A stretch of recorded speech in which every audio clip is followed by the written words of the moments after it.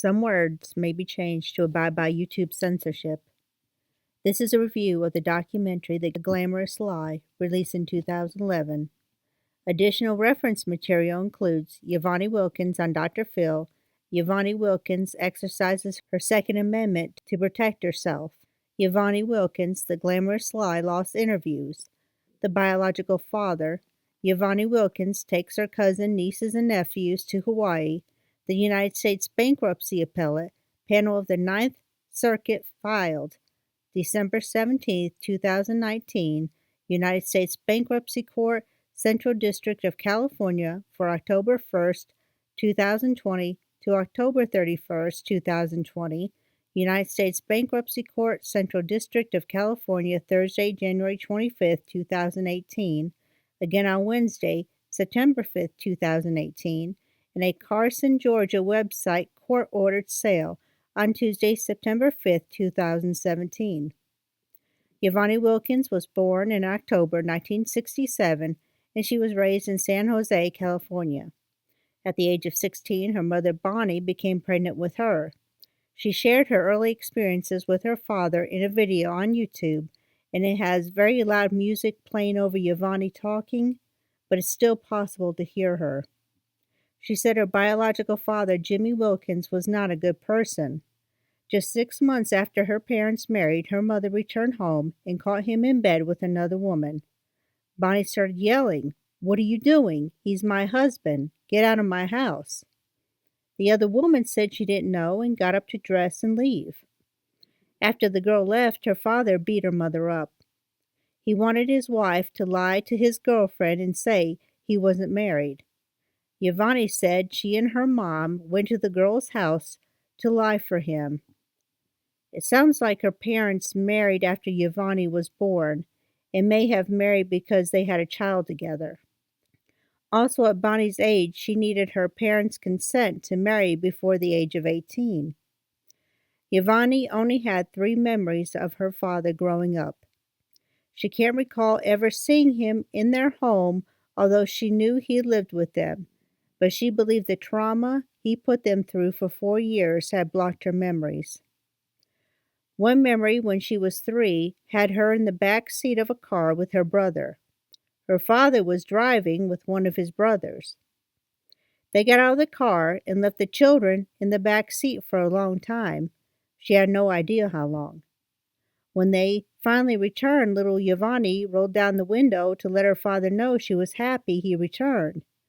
She was reaching her hands out the window to him. Jimmy slapped her and told her to get her ass in the car. She said her other memory was being at her Nina's house with her mother crying. She was in the backyard and her Nina called for her to come inside and to talk to Bonnie. Her mother took her hands and said she wanted her to know her daddy and mommy were getting a divorce, and that didn't mean he didn't love her, and it didn't mean her mommy didn't love her. They're just not going to live together anymore. She remembered saying, "Why are you crying?" And Bonnie said, "I just want to make sure you're okay. I feel bad, and I don't want you to think I'm taking your daddy away from you. You can see him whenever you want to see him, but he and I aren't going to live together anymore." YaVaughnie's reaction was to say okay and asked if she can go outside and play. Her mother couldn't do anything right to please her father, and he often beat her. YaVaughnie said Bonnie had 9 brothers, and she asked her why she didn't tell them he was hitting her. And she said because he had 12 brothers, the last thing Bonnie wanted was for her Mexican brothers and his black brothers to start a war. Even though his brothers loved Bonnie and YaVaughnie, family sticks together, and she didn't want them to fight. She didn't want her brothers to be hurt over her decision to marry Jimmy. Bonnie told her later she was beaten by Jimmy every day for 4 years. It could be something minor, like not having dinner on the table when he walked through the door, or she said something wrong, or for listening to the wrong music like the Beatles. He was jealous she had these Beatles memorabilia. He would burn them or throw them away. She asked her mother, "At what point did you decide you weren't going to take it anymore?" She said he always told her if he ever left, he would unalive her. Jimmy went to jail for a year or 2 years, and the first day he was gone, Bonnie filed the papers. She said it was better to leave, and if he unalived her, then he unalived her. Bonnie wasn't going to take it anymore. YaVaughnie remembered when they divorced, and he had visitation rights after he returned from his time in jail. One day they were driving by a Wiener Schnitzel, and there was a young woman there, maybe late teens or early 20s, and when her father saw the girl, he blew a kiss at her. She said she just stared at him because she thought her dad reacting to a woman on the street like that seemed so strange. She knew it was a kiss, but Jimmy tried to pretend he was picking something out of his teeth. But YaVaughnie said she knew he was checking out that woman. When she and her brother were young, Jimmy would call and say, "Be ready Saturday morning at 8 a.m. because I'm taking you to Disney World," or something like that. The children would get ready and sit on the porch, but he never would show up. YaVaughnie would cry on the phone when he wasn't there, and he would apologize. Bonnie would get angry at Jimmy and tell him not to make promises he wouldn't keep. She told him to just call and see how they were doing, but don't break their hearts by making promises he wouldn't keep. But he would continue to do it over and over again. And every time, YaVaughnie brushed her hair to look pretty for her father and sat outside waiting for Jimmy to come. But of course he never did. Bonnie told her he wasn't coming, but she always hoped he promised, so this time he would be there. She later thought if he had turned up just one day, then she could have driven away with him and lived with her father, so maybe she could have turned out differently. YaVaughnie's life could have been so different, and she would be so different now if she hadn't grown up with her stepfather. She hated her father, and she also hated her stepfather. Bonnie married a musician, holy hell, named Jerry Perez. He had other musician friends who became successful, and he believed he would become famous one day, but it never worked out for him. Apparently, Bonnie was also holding out for the day he would make it big, too, so she overlooked a lot of his behavior. Jerry spent too much time at home and became the primary disciplinarian for the children. He was angry over his career and often A-worded the children out of frustration. He was very strict, and he didn't have the patience to raise kids. Jerry was not a good father figure for YaVaughnie, and he didn't want to be one. She never called him Dad. He admitted in the documentary he made thousands of mistakes raising her. That's an understatement. In the documentary, Jerry called YaVaughnie gorgeous in a phone message he left her, and he told her that he loved her. She cried and wondered what she would do when he died. She only felt hatred and contempt and disgust. He was the only father figure she had ever known, but he was a monster. When YaVaughnie was in 3rd grade, she and her brothers were getting ready for school. Jerry didn't go to work that day, and she was trying to brush her brother's hair and get the part right. She knew if she didn't do her chore right, then they would be whipped. She said Jerry came out of the bedroom and told the boys it was getting late, so they better go, but he told YaVaughnie to stay there. She was scared because she assumed she was in trouble and she would be whipped. She knew what that meant, and she started crying. Her brothers didn't want to be whipped, so they left. "What's wrong? Why are you crying?" Jerry asked. She said she just wanted to go to school. And he said to the 9-year-old YaVaughnie, "Don't you want to stay and make love to me?" She just looked at him like, "What? What did you say?" And he caught himself because he said, "Nothing." And he's leaving messages like that to a woman who he essayed as a child. She said he messed up her life. He left her wanting the approval of men but not trusting them. It shaped YaVaughnie's personality to this very day. She said she couldn't hate her mom because Bonnie was so young and she didn't know, or didn't think she knew. But it's hard to believe Bonnie didn't know what was happening to her daughter or how unhappy YaVaughnie was and why. In the end, she said she didn't want to be like her mother. She said Bonnie needed to have a man around. She was young and single with 3 kids. Bonnie had to be with Jerry because he was a source of income for her. That income mattered in her household. There are women who choose men over their own children, and if her husband wanted to mess around with her daughter, as long as he was still paying bills, some mothers are willing to look the other way. Bonnie was not a responsible mother and did not instill in her daughter a lot of morals. YaVaughnie was left to learn those on her own.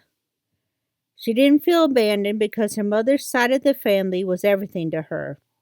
Her Uncle Tony and her Uncle Mike, her Uncle Carl, her Aunt Victoria, her Aunt Sandra, those people raised her.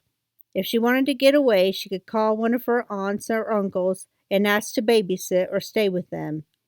Her Aunt Vicky would give her chocolate chip cookies and milk and sunflower seeds for dinner. For breakfast, they'd have chocolate cake. When YaVaughnie went to her Nana's house, she made fresh tortillas, fried pork chops, and TV dinners. She felt loved in the homes. She may have wanted a daddy figure, but she was not missing out on feeling loved. However, no one was willing to take her in and remove her from the horrible life she had under her stepfather's roof. Jerry did instill in her a love of music, and that became an important part of her childhood. As a teenager, she loved Duran Duran, and she had posters of them covering her bedroom walls. YaVaughnie's love of music was her salvation and the one thing she could escape to. As a teen, she became very outgoing and seemingly self-assured, not shy in the very least. She joined the Air Force when she was 18. The military prey on people from poor backgrounds for enlistment. They set up tables when colleges go to high school to sign students up. It's one of the few ways children from poor and working class backgrounds find a way out of their troubled childhoods. YaVaughnie was so proud to enlist, and one day her brother Shannon told her he saw their dad downtown.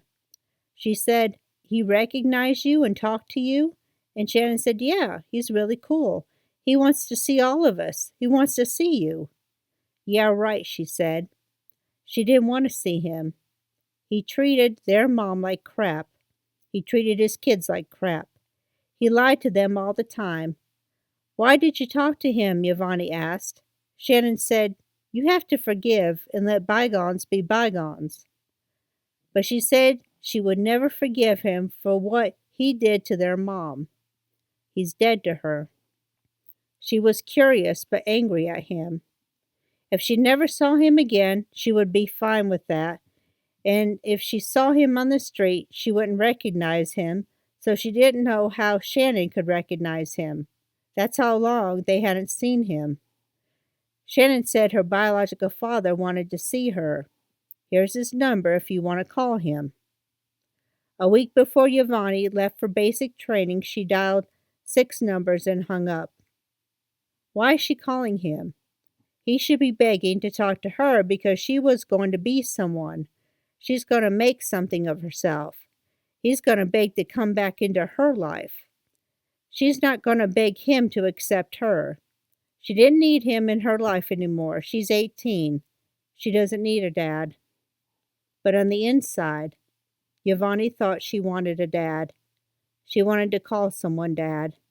She said every girl should have a man she could look up to and not feel disappointment. But she didn't want to call him because she didn't want him to think she needed him. She didn't want him to feel she needed him because she didn't want him to have the power of rejecting her or making promises and not showing up again. YaVaughnie continued to dial 6 numbers and hang up until she finally had the courage to dial that 7th number and held the phone in her hand. She said it was the number of the Salvation Army. She didn't know if he was working there or staying there. All she knew was she asked to speak with YaVaughnie Wilkins, and the person said, "Yeah, can I ask who's calling?" And she said his daughter. It never occurred to her that he had another daughter. He gets on the phone and he asks Malika, and she says, "Who?" He says, "Michelle?" Finally, she says, "No, this is YaVaughnie Wilkins. I'm calling for Jimmy Wilkins." He says, "Oh, YaVaughnie, how are you?" She was just quiet, thinking, who are those other people? He said, "I thought it was one of your sisters." She remembered saying, "A sister? I don't have a sister." He said, "You do have sisters, and you should see them. They're really pretty. They look just like you. One plays baseball, and the other does that. Who the hell does this guy think he is? He knows about their lives, but he couldn't bother to know about her life." YaVaughnie got angry all over again. He asked a series of questions. How are you? How old are you? She thought the questions he asked were so generic. She thought, how about not asking me questions and tell me how sorry you are? How about telling me why you beat my mom? How about telling me why you slapped my face at 3 years old?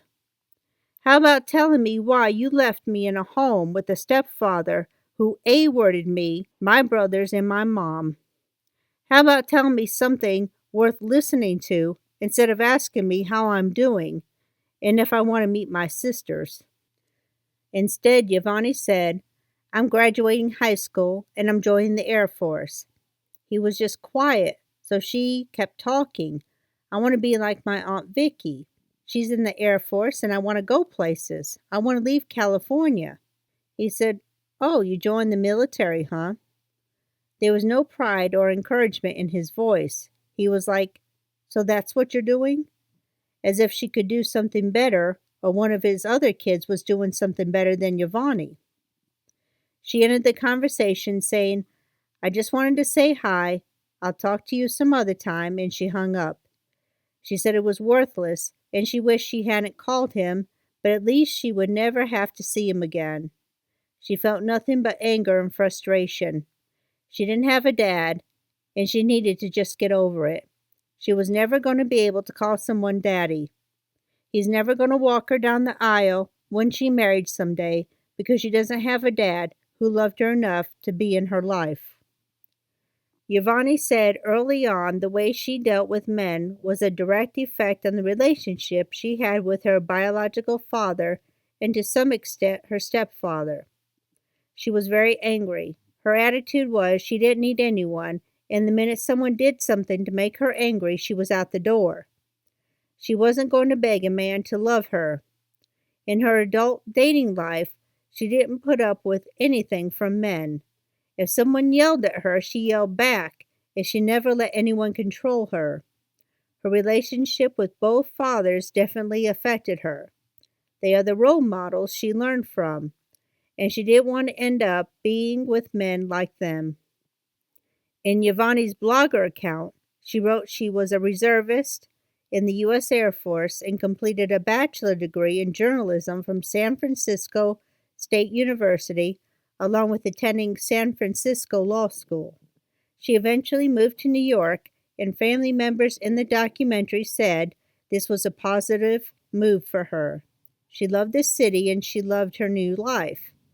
YaVaughnie followed her dream, and more importantly, she did not want to end up being stuck in San Jose.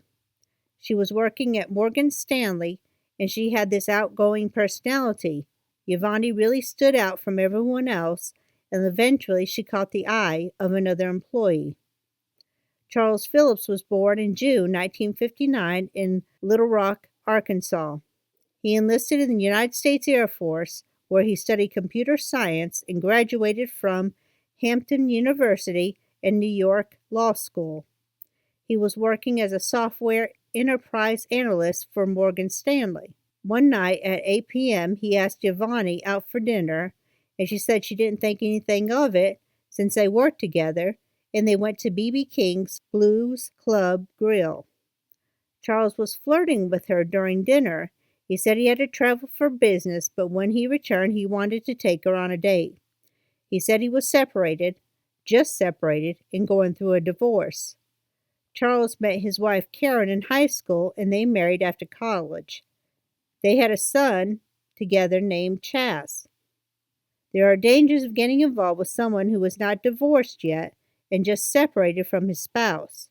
No one leaves from a happy marriage, and that bad relationship can leave a lot of trauma on someone.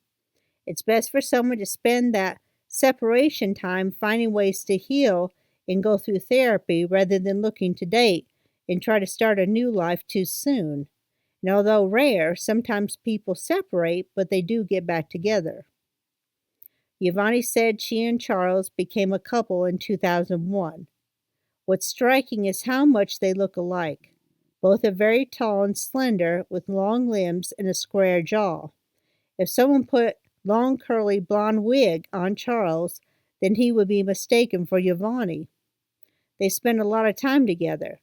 The couple went to karaoke bars, and they seemed very much in love. He was quiet and soft-spoken, and she was more outgoing, lively, and loud. Her friends and family approved of the relationship. Her uncle claimed Charles told him that he wanted to marry YaVaughnie. Did he ever ask her to marry him? Did he buy her a ring? She didn't say, but the answer is probably no. YaVaughnie said Charles was very intelligent, but had not experienced much fun, and she brought that to his life. She said she went to business meetings and traveled with him. She went to his college reunion. She was VIP with him at the presidential inaugural on May 1st, 2006, for the Obama inauguration. They were both involved with politics. Charles had more than a passing resemblance to Obama.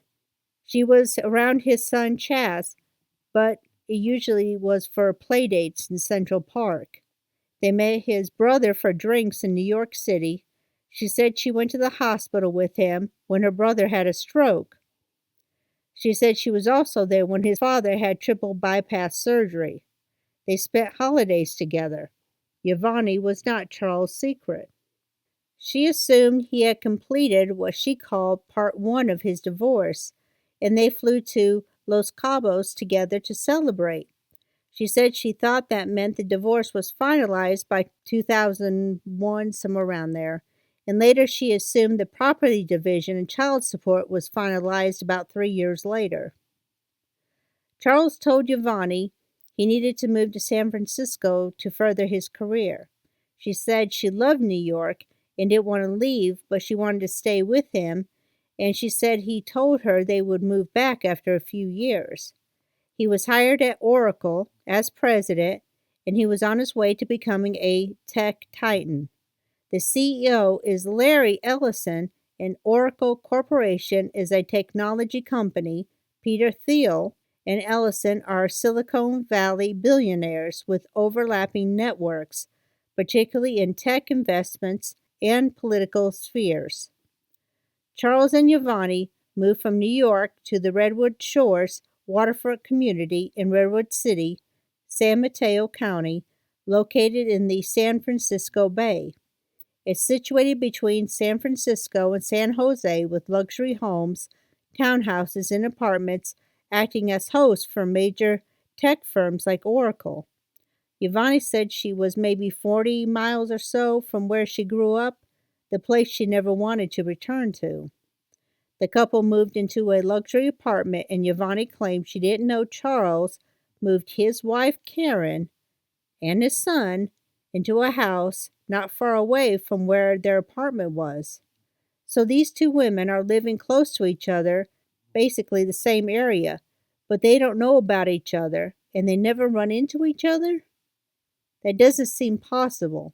She's living in an apartment while his wife is living in a house. Do you see the difference? YaVaughnie said she found his BlackBerry in 2006, and she saw a message about bringing Karen with him to a work yacht event for Oracle. She questioned him, and he claimed it was a Karen he worked with and had her check the business website of employees. There was a Karen who was in PR at the time. She still didn't trust him because she found more proof in the BlackBerry that made her distrust him. She said Charles was a good liar. He claimed he had many business trips with Oracle, and he left YaVaughnie alone most of the time. He also had family health concerns with Charles' father and brother, so that gave him an excuse to be gone so much. It wasn't like that in the beginning, but the days he spent with her in a month began to dwindle. She thought he was working to provide them with an amazing life, but he wasn't turning to her with his family problems, and he wasn't taking her to family visits. YaVaughnie knew he needed support to get through that, but he wasn't turning to her. What's going on is she was his number one when they started seeing each other. But they've been together for many years, and he's transferring his older women for newer ones, and he had a new toy to play with, probably even more than one. And Charles was making a lot of money through Oracle, easily $19 million a year. The documentary said YaVaughnie and Charles bought an $11 million Hillsborough home together. Was her name on that title of the home? No, it wasn't. He bought the house in 2008. It was an 8,000 square foot mansion, and he filled it with expensive furnishings. YaVaughnie said Charles said, "This is yours. This is ours. This is where we're going to spend the rest of our lives." "This is our home?" she asked. Holy smoly. Wait until everyone sees this. YaVaughnie posted photos of her in the house on social media. A week after purchasing their home, she found an email sent from an anonymous account, and it was passed around through Karen, Charles, and herself. She copied it into a file. In the message to Charles, YaVaughnie said, "I hope this gets cleared up tonight." The subject was Charles, the truth. YaVaughnie had a paper copy of the email, and she had them laying on the floor. They were torn apart as if somebody became angry and tried to destroy them. She searched to pull the parts in order to read them. The unknown writer said she and Karen have two things in common: Charles Phillips and the possibility he transmitted a disease to her. She said she was recently diagnosed, but doesn't say what the STD was, but she was certain it came from Charles. These women supposedly didn't know about each other, but Charles had at least four women he was juggling and not using protection as he went from one woman to the other. It said he was telling the same women the same lies about the divorce and possible remarriage. Charles had a vasectomy and didn't want any more children, but the writer claimed he even offered to reverse the vasectomy to have children with her. She said it was just part of his manipulation. She knew he was so busy, and she felt special he would give her any of his time. Sound familiar? Yes, YaVaughnie often felt that exact same way. The writer offered to send Karen a recent photograph of her and Charles together and sent the names and addresses of two other women she knew he was involved with. One in Redwood City, California, who was YaVaughnie, and the other in Brooklyn, New York. The woman signed the email, "Good luck." YaVaughnie emailed every single professor and graduate student of computer science of Stafford University. She wanted to know if they could help her identify the person behind the anonymous email. She received an email from Max Halperin, director of computer science, who moved to Minnesota after leaving the Palo Alto area. He told her just from one human being to another, he was very sorry to hear about the position the email put her in, but he didn't think anyone in his field could help her. He thought possibly a private investigator working from another angle might help her. He signed off with hope she could recover from the damage the email had done to her, and also offered her best wishes. YaVaughnie confronted Charles, and he didn't believe her at first and tried to say she was making the whole thing up. Then when he saw the email, he blamed it on his wife, Karen, and said she was attempting to break up their relationship. She finally became desperate enough to hire a private investigator. The investigator told her he was not divorced. He was still married. The homes, and that's Holmes with an S, were still under both Charles and Karen's name. He also said Charles had several other girlfriends. This was in August, She said the relationship was over. But then later in the documentary, YaVaughnie said the beginning of the end was in March 2009. They had been together for 8.5 years, and he didn't marry her after all that time. Charles would probably say the relationship ended sooner than that. Women are conditioned in society to search for a wealthy man to take care of them and give them a wealthy lifestyle. But is the money in what you buy really enough to deal with what you have to deal with? Charles thought, like all ultra-rich men, that he is the prize, and his personality told him he was entitled to be with any woman he wanted. And men as rich as he is have women throwing themselves at them all the time. If truth be told, Karen, his wife, may have thought he was going through a midlife crisis, and she decided to sit still and just let him get it out of his system, and he would return to her. If he didn't, then she would still come out pretty good in the divorce because she's been with him all those years before he started making money, and they have a child together. The same can't be said for YaVaughnie. Besides the long absences, there's another sign that this guy probably had a handful of other women he was juggling. In the documentary, YaVaughnie is wearing several pieces of jewelry, and later in court records, there are lists of those assets, including 15 pieces of jewelry worth just over $121,000 and a fur coat worth about $21,000. These are very likely gifts from Charles, and to anyone else, these would be considered expensive gifts. But for a man making over $19 million a year, these aren't that expensive. This is what a rich man would buy his mistresses, of which he had a few, with even more expensive gifts bought for his wife because she had some control in the relationship. As for the rest of these women, he could divide gift money among them. Besides the cheating, YaVaughnie claimed there was domestic A-word in the relationship very early on. She said it was Charles grabbing her arm to prevent her from leaving, or shaking her, or pushing her up against a wall. She would set up a camera to record him and had proof of physical violence. She never called 911 because she knew it would destroy his career. He said no one would believe her because she's from the ghetto and he's so important. She sent some emails to people she knew instructing them if they did not hear from her, there would be an American Express package sent to them, and they should give it to law enforcement if she went missing, or worse. His job meant more to him than any relationship, that title and people worshiping him. She had information on him, and he wouldn't want her to talk. She recorded everything, conversations during what she said was their agreement. She carried everything with her in her car in her office. One day he showed up at her office and she threw everything in the bathroom. He said he had to use the bathroom and they started fighting. She called 911 during the argument but hung up.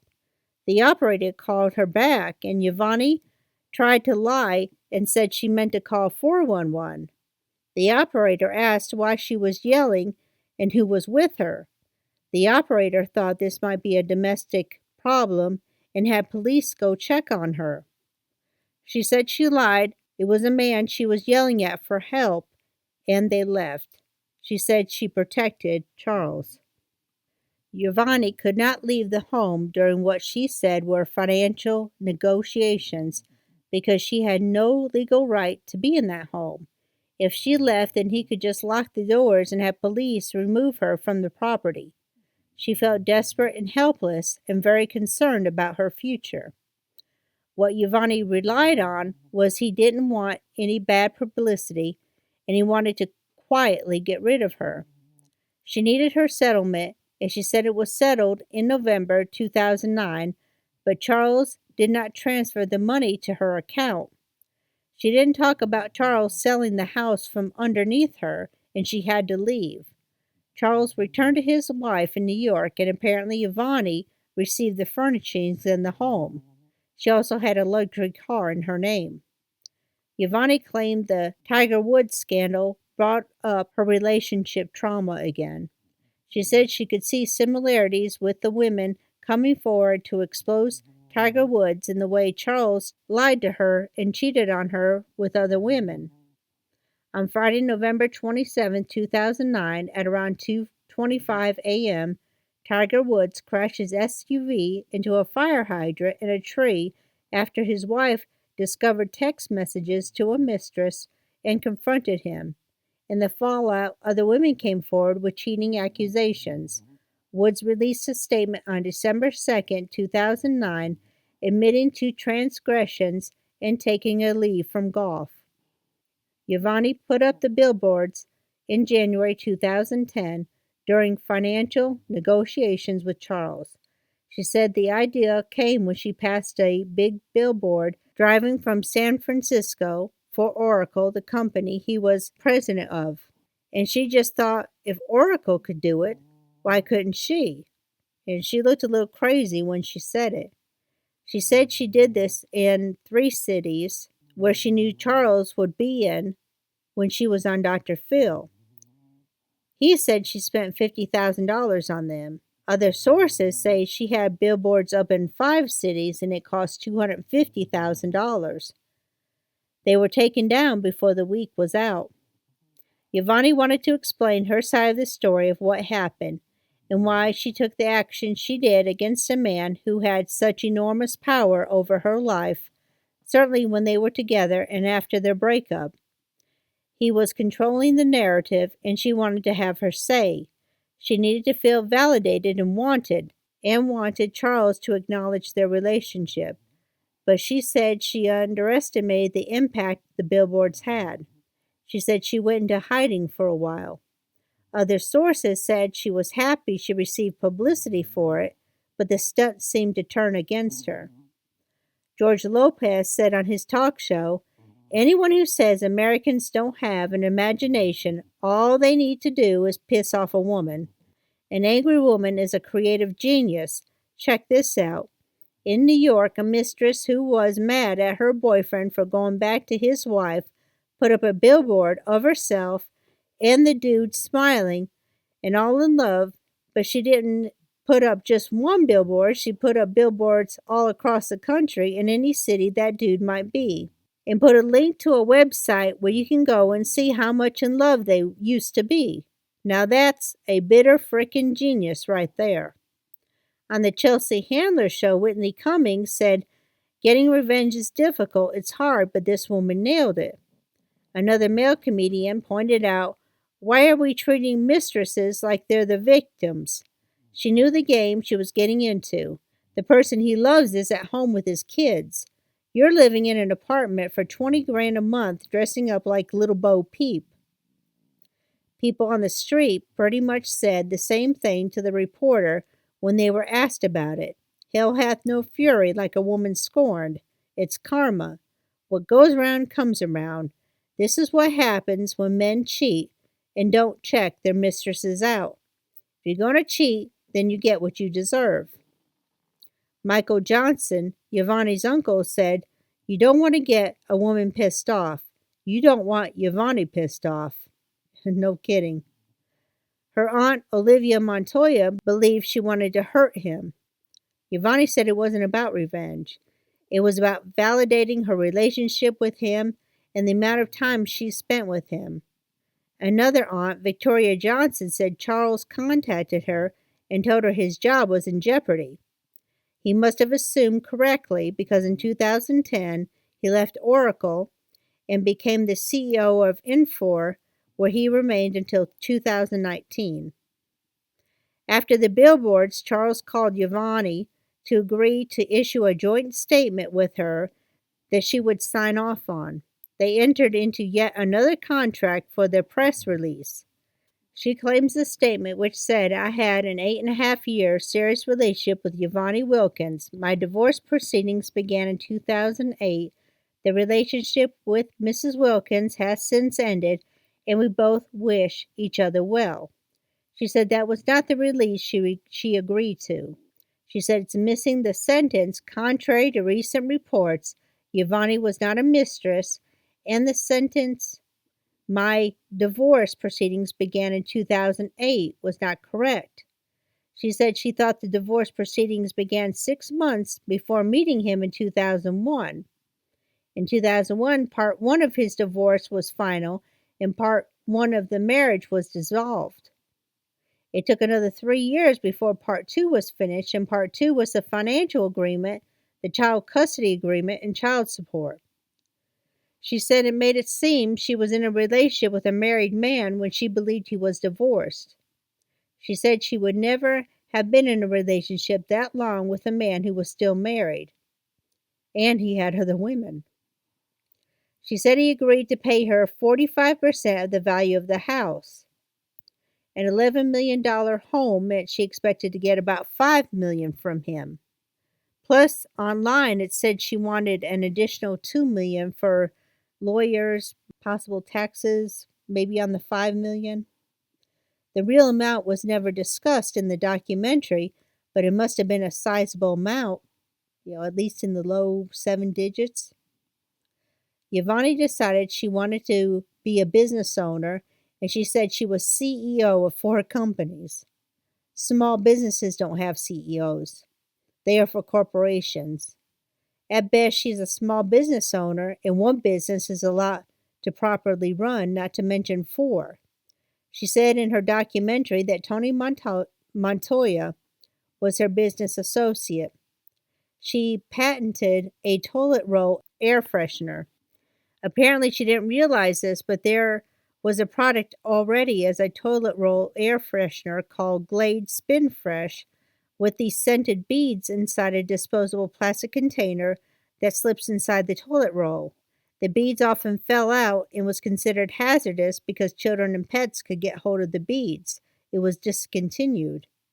It cost about $5,000 for the prototype and $15,000 to $18,000 for 1,000 copies of it. She complained about the cost of an expendable product, and he told her that's why other people just scrap business ideas because of the cost. It's valid to question whether she really had a mindset to start and operate a business, not to mention 4, or she was just doing it because she thought she could gain some power and impress Charles in some way. Later on, it becomes obvious that she made a very poor decision in spending money for her businesses, and she was better off just taking her money and running with it. YaVaughnie had isolated herself from so many people, her friends and family, while she was involved with Charles. She brought 19 family members with her on a trip to Hawaii that she paid for, and in the documentary she attempted to restore friendships with women who were once part of her life. She was maid of honor at a family member's wedding, and the ceremony only made her very sad because she was reminded of the wedding she thought she wanted to have with Charles, but it never happened. YaVaughnie said Charles didn't want any more children, but she believed that was still a possibility for her, and she had her eggs frozen. She was 42 at the time, and the doctor said he did deal with women who wanted to get pregnant at 42, but not ones who just wanted to freeze their eggs at that age. He wasn't sure how viable the eggs would be in the future. She was also concerned that her essay as a child could affect her fertility. "This world needs a mini-me," she said, laughing. She wanted a child to make up for the A word she went through as a child, to have someone to protect to make up for what she went through, to somehow make what she went through okay. She said she dreamed about a shadow of a little girl, her face in her hands, with her dresses and bows, her hair blowing in the wind, running and skipping with full life. She wanted a child to heal her. As the documentary is being filmed, YaVaughnie found out someone she believed Charles or Karen hired a company to do surveillance on her. She said it began in January. Or was this possibly because of the work Charles did, and she was the once girlfriend of one of the most powerful men in the world? She hired a counter-surveillance company, and the agent caught someone dumpster diving for her information. Someone was also parked outside her apartment for weeks. The same vehicle followed her in her car. The company was called Kroll, an expensive private investigator firm specializing in surveillance, interrogation, and executive protection. She said she thought it was Charles, but Charles claimed when she phoned him that he didn't hire them and he would pay to find out who did. She didn't believe him. She was concerned that, as an employee, the president of Oracle, he could have her phones tapped, her apartment bugged, or he could access her computers or phone. And in the never-ending drama of YaVaughnie's life, the director of the documentary was Mark Alamaris. He finished his shooting on June 1st, but the documentary still needed raw footage and a composer. He was not getting back to her concerning the completion of the documentary. He picked up the footage and didn't tell her. Mark then brought the footage to Charles Phillips and his attorneys. She threatened to sue Mark, and Charles was paying for Mark's attorney fees. YaVaughnie said Mark sold her out, no doubt for a big payout. There may have been an argument over payment. She has a habit of always complaining and fighting when she has to pay for anything.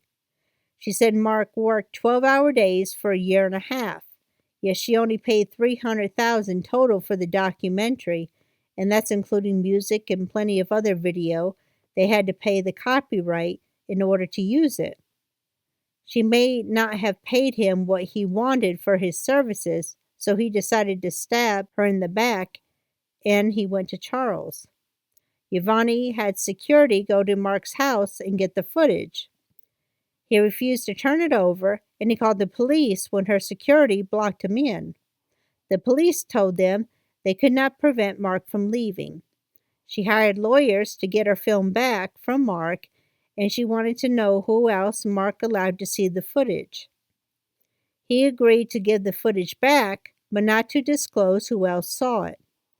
She received copies of the footage from Mark, but not the original. Then Mark countersued her for emotional distress, and he claimed she tried to kidnap him. YaVaughnie wanted to enter her documentary in the Toronto Film Festival, but there are 760,000 attendees that feature 300 to 400 films annually. She didn't get in, but she won a place in the 7th Annual Harlem International Film Festival. She said there were 6 other film festival offers, but Harlem was more important to her because it was in New York, and that's where she felt like she was home. On September 17, 2012, Charles had his lawyer, Lisa Bloom, send a letter to Mr. Roach claiming the documentary lied about Charles, who was a business leader and philanthropist, and it was done to defame him. Charles also had investigators find the homes of the film festival directors and had letters delivered to them. He threatened to sue if the documentary was screened. They agreed to screen it no matter what, and YaVaughnie won the Audience Choice Award. She also entered the Bel Air Film Festival and was awarded the Audience Choice Award and the Jury Award for Best Documentary. Many of these awards do not bring much money, if any, to the winners. At best, some of these lower-end film festivals might offer $1,000, and that's usually the most. Plus, they get some publicity for their work. YaVaughnie tried to sue Charles for taking her documentary footage. Then Charles responded by charging her with extortion. She then attempted to get a restraining order against him, and she said it was denied because the judge said she had responded to all the court lawsuits he filed. It was probably denied because her life was not threatened by him. She said if the judge wouldn't protect her, then she would protect herself, and she bought a weapon. Unfortunately, the company she operated did not help YaVaughnie's finances, quite the opposite. She tried to file for Chapter 13 bankruptcy, meaning she had more debt than assets and can often keep certain property like cars and homes. There may be a period of time when the debtor will continue to pay off debt, sometimes for 3 to 5 years. She had to file papers about assets she owned, and the court found she had omitted and undervalued some of her property. They converted her to Chapter 7 bankruptcy, which is a liquidation of assets, that are not exempt, and very little is exempt under this. This money is divided up and returned to creditors. YaVaughnie disclosed jewelry valued at $500, but they found insured jewelry with aggregate value of $121,303 for 15 items, plus an additional 19 items that were pawned for $20,000. She listed clothing value at $1,000, but had a fur coat insured for $21,595. She also listed collectibles for $1,000, but listed 11 pieces of art for $167,950. She was also evicted from a home she owned in San Jose, which she resisted when she refused to let buyers into the property. The house was worth somewhere around $450,000 at the time. It was sold without her consent. YaVaughnie challenged all of her creditors and the fees for the financial investigators involved with her case. They also found property of hers in a rented storage facility. The final report found gross receipts of $1,032,813.50 and a cash balance of around $635,000. The documentary questioned, isn't it possible that YaVaughnie wasn't just in love with Charles but obsessed with him? Some internet comments claim she followed him around in her expensive car after they broke up. Although she claimed she wanted to move on to Dr. Phil and her actions were some sort of closure for her, she seemed to always stay in the same obsessive mindset over Charles. The billboards, the documentaries, the articles, and the publicity all kept Charles tied to her in some unhealthy way. She's forever tied to him publicly because of what she did. Look up Charles Phillips on Wikipedia, and under his personal life is a paragraph concerning this billboard scandal. The documentary said it was an old story about powerful men and their obsessed lovers that end in deadly breakups. Thankfully, this one did not end deadly, but it didn't end nicely either. Sometimes the best thing to do is for two people to just get away from each other and never have any contact again. The end. Thanks for watching. The next video is a book review of Duplicity by Paul T. Goldman, The Predictable True Story Demise of Two Transactional Marriages.